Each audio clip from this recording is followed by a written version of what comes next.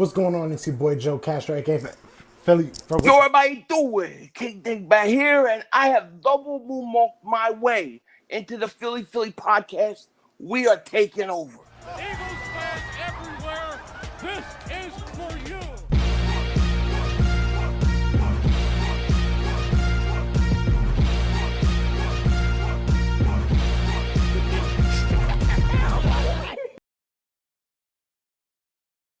What's going on, you guys? It's your boy Joe Castro, aka Philly Fresco, Philly the podcast, and we are back. And obviously, I have a very special guest with me, the King Dingbat himself. You know what I'm saying? He's in the building. Philly 500. First of all, I appreciate you coming on the show, man. It's an honor and a pleasure, brother. The honor's all mine. I appreciate you having me on. I've been watching your stuff. Been subscribed for quite a while now. I enjoy all your stuff, and I'm honored that you had me on. Thanks for having me on, man.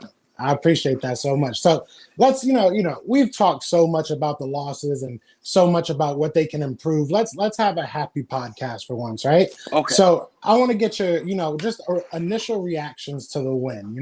Your first thoughts when you saw us. Now we're in first place. My first thoughts were, whew, thank God, thank God. It was just.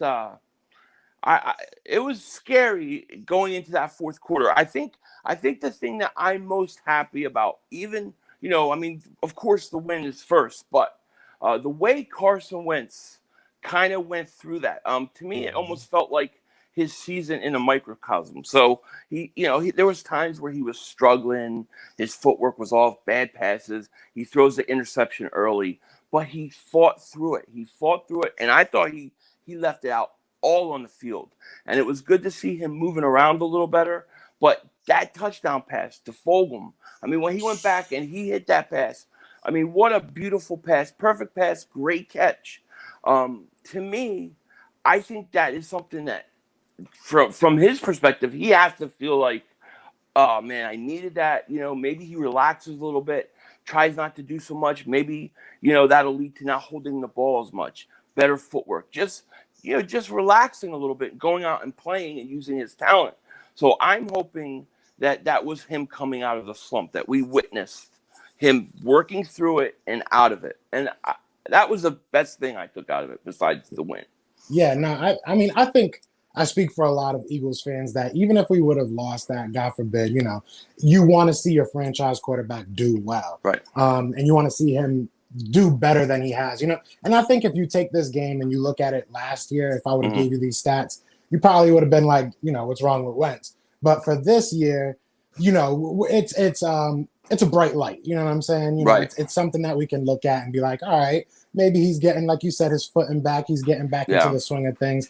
And a lot of it has to do with, the play calling. I think they kind of let him loose a little bit more on the edge and everything. But that kind of brings me to my next question. Do you think Wentz is fully back to form, or do you need to see a couple more games? I need to see. I need to see next game. If he comes out and he plays much better, then I'll say yeah. I do think, just watching him in the post game, interview, he just looked like he had a weight lifted off his shoulders, man. Like you could tell. What I liked about what I saw from Carson was, of course I like that pass. I like the win. But I like the way he gutted it out. He showed a lot of heart.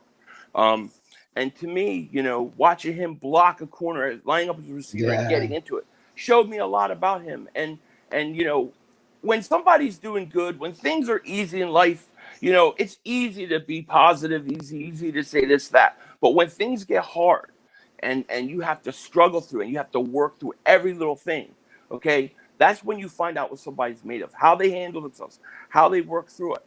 And to me, what I saw Sunday was all good signs of his character, his mental toughness, and I think he's going to be okay. I really do.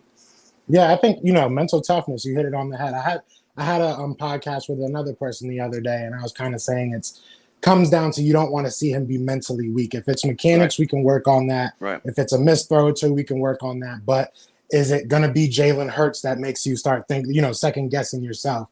And I think that's more detrimental to the team and Carson Wentz himself. So I'm glad, like you said, to see him kind of go out there and just ball out. realistically. So let me ask you kind of a piggybacking question on that. Do you think this kind of squashes the Jalen Hurts talk? Will Jalen Hurts go? No. One of the things and one of the reasons I did not like that pick was because I knew as soon as Carson has a bad game, a bad pass, okay, they are going to want Jalen Hurts. People are going to want Jalen Hurts. And the Eagles essentially created a quarterback controversy, even if there really isn't one, in fans' eyes. I mean, there were people ready to bench him. Look, it was week 2 versus the Rams. Third play of the game, Miles Sanders fumbles.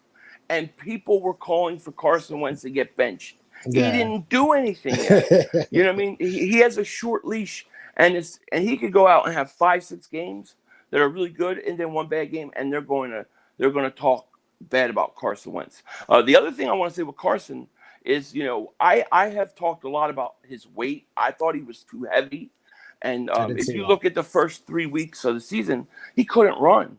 You know what I mean? And it wasn't like once he got going, he's fine. But like from that start spot where he's standing there in the pocket to moving, he just couldn't do it. And I thought, man, maybe it's the weight. But what the last game showed us against the 49ers, I don't think it is the weight. I think maybe he had an injury he was dealing with because he moved really good. He was able to get out of the pocket. He was very fluid. And so that tells me the weight isn't the problem. Maybe it was an injury. Maybe there's something that they're hiding that has hurt his mechanics, that has forced him, to try to do more. And that's why he has 7 interceptions right now. Yeah, I mean, that's very, very, possible. Also, I'm also thinking maybe it's kind of the trust factor. I mean, if you look at towards the end of the Cincinnati Bengals game, you can see, if you take out the overtime for the offense, the offense kind of got it together towards the end. Right. And then you go into this game now and you see Jordan Mailatta had himself a game. You know what I'm saying? So I kind of want to bring that up in the sense of JP. He's an All-Pro Hall of Famer. Right. I love the guy. He's not who he was. Even last year, he's not who he was. No. Jordan Mailatta gave us a little bit of a spark of a hope, even in the run game, which I think was something a lot of people wanted to see. How do you feel about that? Like, where do you stand on the Mailatta versus Peters? I think Jordan Mailatta should. I think he should be starting left tackle the rest of the year. I thought he had a better game than Peters had all year in any of the games he's played. And this is one of my issues with the Eagles is for whatever reason, they don't like to give young guys opportunities as often as you like. Look at last year. We had Greg Ward on the practice squad, Boston Scott on the practice squad, right? We had these guys on the practice squad that aren't playing, and then they come in late in the year, and they're very effective, help to change the season around. Well, all this time, they had Jordan Mailatta just waiting for a chance, and they didn't want to give it to him to the point where they moved Peters back to left tackle and give him more money. Now they were forced to finally give him a chance, and he plays very well. And I'm not saying he's going to be perfect every week, but he showed he's capable of playing, and I think you got to stick with him. So I get Jason Peters and be like, all right, Jason, you're going back to guard, and we want some money back. That's what I wouldn't even at this point. I don't even care about the money because if you want that $3 million to be a All-Pro right guard, if that's what you're going to be, fine. But we need to maybe de-escalate some of that $3 million. Like if it's like if you can't play, we're going to take that money back. But if you're going to be an All-Pro right guard, fine. I would rather have a great offensive line because I feel like Nate Herbig is showing that he can play. Like you said, Jordan Mailatta showed that he can play. The jury's out on Pryor, I feel like. But I like Driscoll. I love Driscoll. I love Driscoll too. And, it gives us a good, tough decision to make once we get people like Andre Dillard back. So also you say giving these young guys the chance. Obviously last night, well, now it's a couple nights ago, but you know what I mean. Sunday night, we had a young guy kind of come out and show out. So Fulgham, I'm not really sure how you're supposed to pronounce it. I think Fulgham. If I know. I'm the worst person to I can't say people's names. I can barely say my own. So hopefully a couple more weeks of this and we'll be forced to remember his name. But so JJAW versus Fulgham. I've been big on getting JJAW the heck out of Philly. I'm tired. I feel like he's a waste of a roster spot. at this point just running bad routes. But I'm not going to go too deep into it. I kind of want to know. I kind of want to know where you stand on. Should we give Fulgham the shot? Yeah, I think you should give him a shot. I think you should give Hightower a shot. I think you give Quez. I think all those guys should have opportunity. Whoever's producing should play. And look, Fulgham made a play that I haven't seen Eagles wide receivers make since probably week 1 of last year. I mean, when's the last time you see an Eagle receiver going long and actually make a great catch and hold on to the ball? Yeah, especially wearing 13. Okay, number 13 can't do it. Now, bad memories. My issue at Whiteside is always going to be DK Metcalf.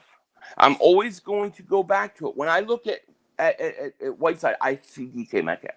And I just want to know how the hell does Howie Roseman look at the tape, right? And you got Whiteside on one side, right? He's slow. He's been hurt. He's not that big. His mom holds an umbrella when he's walking around camp for him. Then you get DK Metcalf. He's doing curls. He's running 4.2s. He's a giant. He's jacked. He's a beast. He looks awesome. How do you look at these two guys and go, oh, that JJAW Whiteside, we need to get that. We need that over that. You know what I'm saying? Yeah, if a man comes to my office with no shirt on, for his draft interview, I don't know if you remember that when he went to the Seahawks. I know. I gotta pick him. And if it was if we would have picked like a safety or a cornerback or a D, it's like, all right, that's not what we were looking at. But you picked the polar opposite in production and skill wise of DK Metcalf. So I can't be mad at you on that one. I really can't. I just don't understand what they saw. What are you looking at when you look at these two guys that make you think that this one? I mean, even production. Even if you look at the highlight films, I mean, DK Metcalf. You knew if he pans out, he's a star. Okay, and you're getting him in the second round. With your second round pick. And I was screaming. I was like, we got to get a receiver. We got to get DK Metcalf. JJAW Whiteside. I didn't even know who the hell he was. And the only thing I'll ever remember about Whiteside is that his mom holds an umbrella while he walks around camp. That's it. So that's terrible. And he just looks lost. There's like I said, there's so many things that you can teach, but you can't teach basic football instincts. And I feel like he doesn't have that. But like you said, if you look at his college highlights, he's not open on most of his.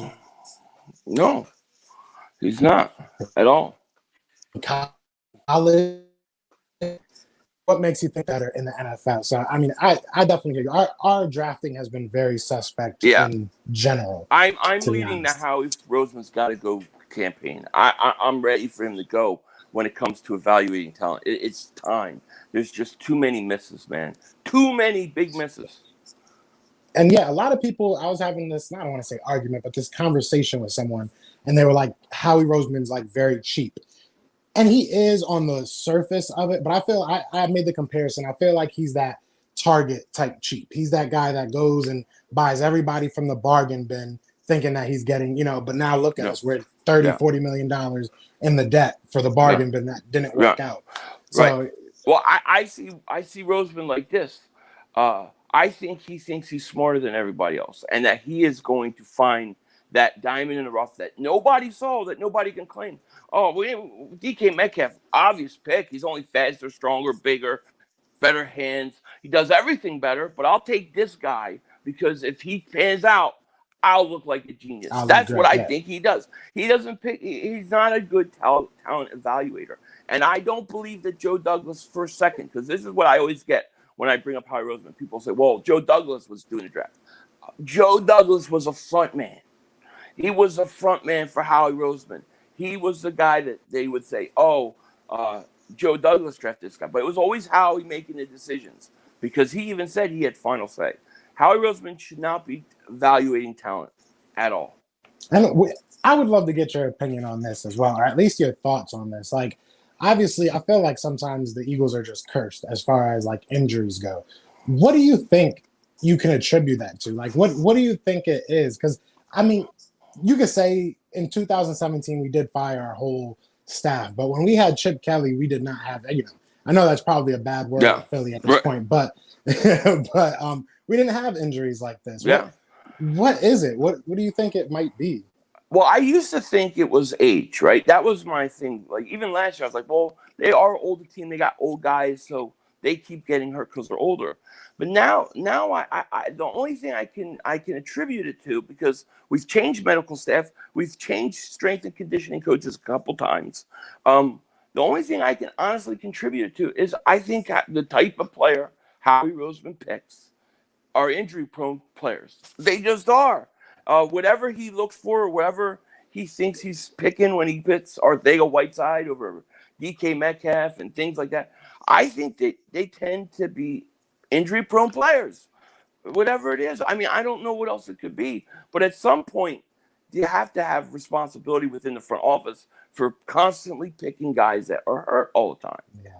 Yeah, there has to be some type of solution, because it's frustrating, especially when it's like full position groups, you know, when it's all your wide receivers, all your cornerbacks, whatever it may be. I mean, maybe they don't, maybe they're eating too much ice cream with Doug. Maybe they don't monitor their diets. I don't know. But we got to get those smoothies back. Every year. I mean, since Doug took over, every year. And, you know, Chip Kelly he picked his players when he was there. And some of those players helped us win a Super Bowl, just saying. Yeah, but no facts. I think at some point it has to be more than just bad luck, being old and things like that. You know what I mean? I think it has to be more than that. So you bring up Chip Kelly. So my question to you, because he got us 2 10-6 records. You know, one of those 10-6 records, you know, arguably he should have made the playoffs. Mm-hmm. But it is what it is. And he was out in 3 years. Right. Now I know Doug Pederson is the bipolar opposite, or whatever you want to say, of Chip Kelly. But what is the leash on Doug Pederson? Do we have, like, you know, did that Super Bowl make him immortal, or no? Does he have a couple more years of mediocrity? Here's what I think. Here's what I think. I think if the first guy that has to go, I don't care what you do this year, Howie Roseman has to be good. He has to go. He has to go this year. Maybe not. You can keep him in the front office. He can do contracts, but he can't be a talent evaluator anymore. Okay, and then I would give Doug this. I would give Doug next year. I would say to Doug, after this year, you have to have an offensive coordinator. You have to have one. And if he doesn't want one, then I would fire him. If he wants one, I'd give him one more year, and then I'd cut ties. I mean, you know, we're like 9-7 every year. This happens every year. And I don't think Doug's a good play caller. I don't think Doug can develop a good offense. I think he needs a good offensive coordinator. I think he's a good manager of people as a whole group, but he shouldn't have that responsibility that Frank Reich had in 2017. You saw the difference. Definitely, like you said, he's a great leader of men. You know what I'm saying? Right. Like a great guy to have an ice cream cone with. But like you said, his play calling just has gotten stale, very predictable. Now let's keep on the train of, you know, coaches that might get fired or maybe should get fired. Okay. I've been on the big train of this one. How about Jim Schwartz? Gone. What are your thoughts? Yeah. I'd have fired him yesterday. I would have let him go last year, to be honest with you. I think Jim Schwartz, you know, I think he's a good coach and things like that, but I hate his scheme. See, I don't like that you just rush 4 guys all the time. I feel like that the way the NFL's going, where it's geared towards the offense, especially the passing game, and then, you know, there's a lot of easy penalties they'll call on a defense. I really think the only way you can have a good defense, the only way to stop offense, is to get to the quarterback. So I want a defense like the old Jim Johnson, old Buddy Ryan, where you blitz and you come from all different angles and you put pressure on the quarterback, you know. And when we played like Haskins and we're up 17-0, he does not blitz a guy. Why would you not blitz young quarterbacks? You know, there are things like that. And then when he did blitz the 49ers last week, Mullins, he blitzed Craven LeBlanc. He gets a fumble. I mean, that's what you have to do. So I would like just to see a different scheme. I would still be 4-3 defense base, but I would like a guy that is more like, you know, Jim Johnson, Buddy Ryan. Even if they want to bring Buddy Ryan's son in, I'm okay with it. But I think you need somebody who focuses on getting to the quarterback more. Yeah, you know, and I feel like Jim Schwartz, when he first came, he was he was good for the time of football, just because Right. it was still more of a running game. Now, like you said, it's more geared towards the offensive passing game and offense in general. So, you can't sit back, and you especially can't run man the whole time in Right. blitz. Right. You got Nate Gerry just kind of running around in the middle of the field doing absolutely nothing. So, Man. like I said, I'm huge on letting him go. So before we even, that's the next question I wanted to get into was Nate Gerry. Nate Gerry. Well, Alex Singleton too. Like, do you think he's gonna maybe be pushing? Hopefully, Lord, willing, he'll be pushing Nate Gerry for that starting job. I don't know. I thought Alex Singleton came in and he did a pretty good job, but I think he was in for TJ Edwards, if I remember correctly, because he went out. And I like TJ Edwards, but Nate Gerry is lost out there. He's too small really to play linebacker. He's too slow to cover tight ends. He can't cover a tight end to save his life. He doesn't know where he's at sometimes.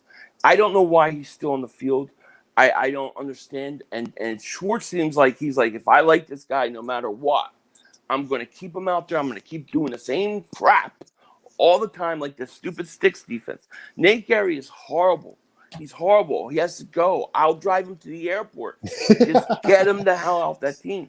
Personally, I think that the Eagles should throw in Sean Bradley or Davion Taylor. I mean, these guys need to play. And I'm willing to allow them to make mistakes because it can't be any worse than Nate Gerry, and let them learn. Let them learn. Yeah, I think if anything, if we're being 100% honest, this draft class so far does not look bad at all. It's just they're not getting the opportunities realistically. Right. Like, obviously Jalen Reagor got hurt. That's not his fault. John Hightower is a great route runner, a better route runner than I really thought. But he's just not as strong at the catch point as I want him to be. Mm-hmm. And Carson Wentz was throwing him some ducks, but he's looking good. Quez Watkins obviously hurt as well. You look at the defense. Kayvon had a good game last night or Sunday night. So, you see a lot of these guys coming out and they're playing very well. Mm-hmm. So I think he just needs to give these guys the chance. Like you said, and Nate Gerry, like you said, needs to go. I'm so tired of Nate Gerry. Oh, yeah, now, I agree. Now let's look at a positive of the defense for once, right? Okay. We have the number one defensive line now. Right. Yeah. So how are you feeling about how the defensive line did? I think they kind of dominated that San Fran win. Yeah, they did. And the whole defense, their whole defense is based on that defensive line. If they're not getting to the quarterback, you're going to have problems. Now, I think that, of course, Fletcher Cox is really good still, but I don't think he's playing at the same level he did a few years ago, even though they've been good. I really like the Hargrave pick. I think he's dominant. I think Malik Jackson has been really good. Yeah. I think Brandon Graham has played really good this year. Derek Barnett, I think he's starting to come on a little bit. That's good. I like the way Josh Sweat is playing. The question is can they be consistent? Because with Jim Schwartz, it's always about his front four. He doesn't want to blitz. So to me, we just have to see if it continues.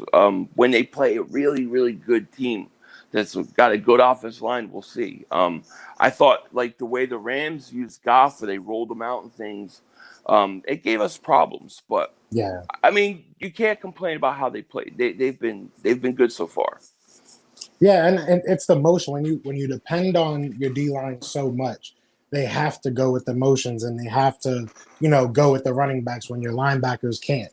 You know what I'm saying? So I think, it goes hand in hand. So I think full synopsis on that is that, we just need to get rid of Jim Schwartz and get a better scheme. Well, I like that they put Mills back at the corner. I don't think Mills is a safety.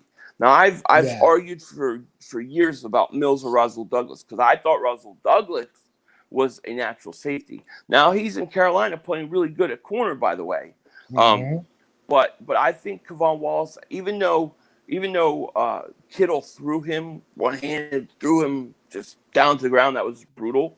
And then I think he missed a tackle. I think he's going to be good. I think he needs to play. I want to see these young guys play because by week 10, 12, they may start to be really effective for us, Exactly. Yeah, and we need, everybody knows our cap situation is terrible, so we need all these young guys to work out. And that's what doesn't make sense to me either. It's like, especially knowing the cap situation and the situation that we've been in for the past couple of years, why No. not give these kids the shot? You know what I'm saying?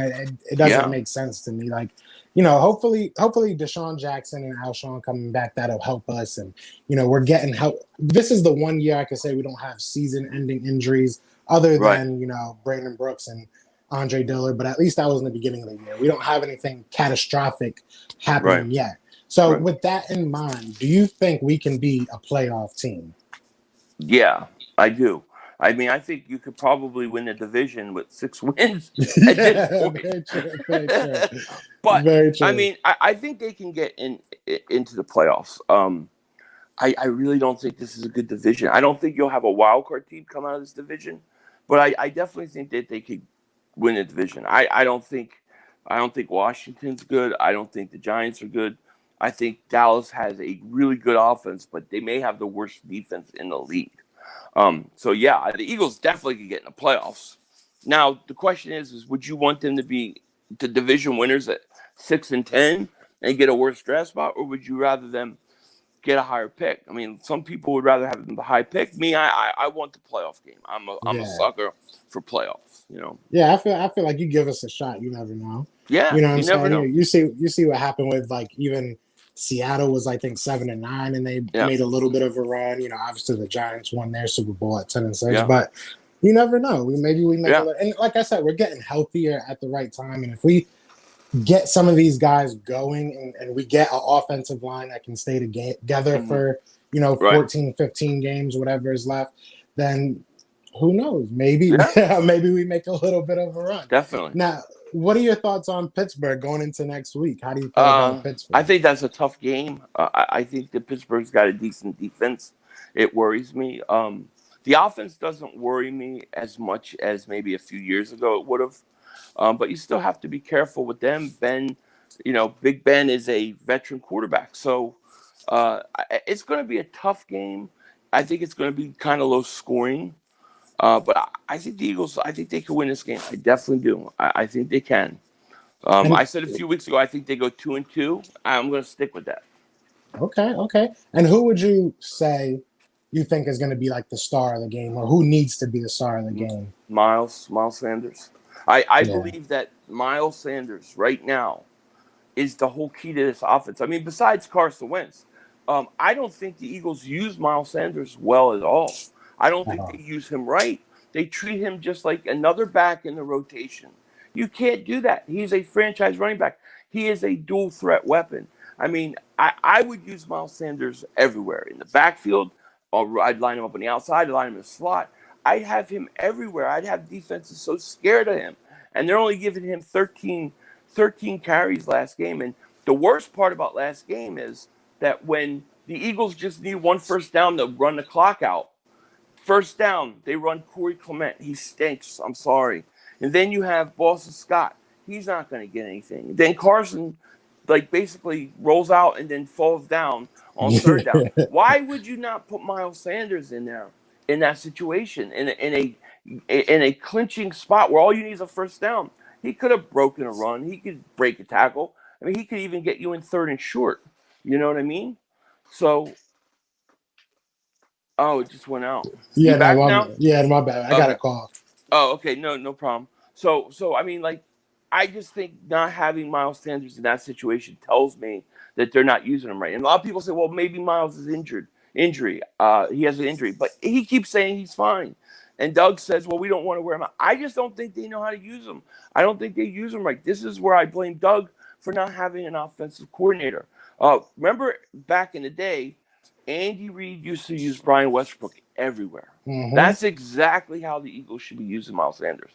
And if you were scared of him and defenses were fearing Miles Sanders at all times, it would open everything else up. Yeah, and if you even look at the game, even San Francisco, I want to say, it was San Francisco that we literally came out of halftime. We had a good offense going. We didn't have many points, but we were moving the ball. Right. And the first thing he does is 7 straight passes to open up the half. And it's like, we moved it a little bit, but it's like, dude, come on. You got Miles there doing his thing. He's got like 90 yards the past 3 games. Like, Come on, man. Like, just like you said, he has to be smarter, you know, and he has to have somebody that challenges him, I think. Yeah. I think that's really what it comes down to. I love the gutsiness. I love the, you know, gonads, I guess you could say, that he's been showing. You know, I need that fourth down Doug, but I also need, maybe it's Deuce Staley. Deuce Staley needs to, you know, sit down Doug and be like, listen, man, I'm the assistant head coach for a reason. Let me, you know, assist you in this head coaching. Because it's just, otherwise it's not going to look good. I mean, I would use Miles Sanders so much more than they use him, and it just makes no sense to me. And not just how much they use him, but the way they use him. I think they're doing themselves a disservice because I think he's your best weapon. I do. And we've shown we're not going to pay. We're probably not going to keep him. I mean, like, I hate to say that, but you think down the road they won't keep him? I mean, the Eagles haven't showed me anything that says that they'll pay him what he's going to be worth in, you know, 2 or 3 years. So, you know, you might as well get it now.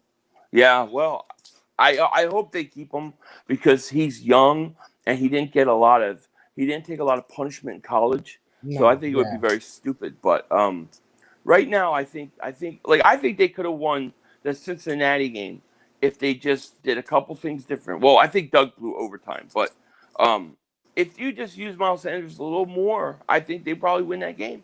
I mean it. Yeah, we have to start, you know, getting that time of possession back on our side. And you do that with the running game. And, you know, people aren't even dropping passes like that anymore.